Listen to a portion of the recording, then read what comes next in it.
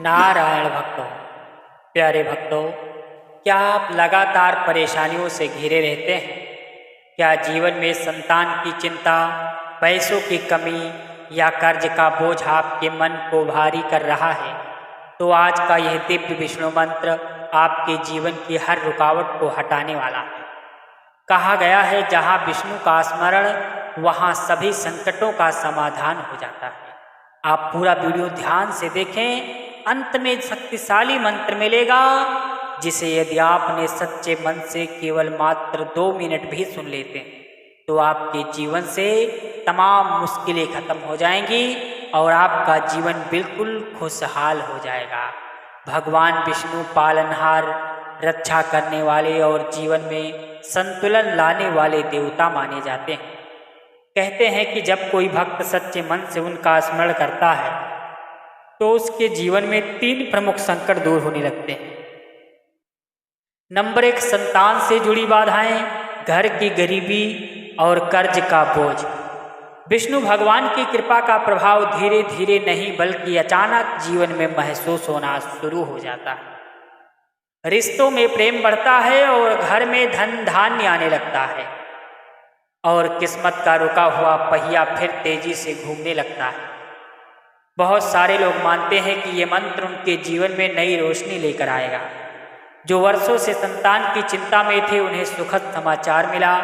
जिनके घर में पैसों की तंगी थी वहाँ समृद्धि ने दस्तक दी और जिन पर कर्ज का बोझ था वहाँ धीरे धीरे हालात बदलने लगा। विष्णु भगवान का ये चमत्कारिक मंत्र सिर्फ शब्दों का मेल नहीं, ये दिव्य तरंगे हैं जो आपके जीवन की नकारात्मक ऊर्जा को हटाकर सकारात्मकता को आमंत्रित करते हैं। इस मंत्र को सुबह या शाम शांत मन से किसी भी दिन जपा जा सकता है, लेकिन अगर इसे गुरुवार को श्रद्धा से जाप या श्रवण किया जाए तो इसका प्रभाव कई गुना बढ़ जाता है।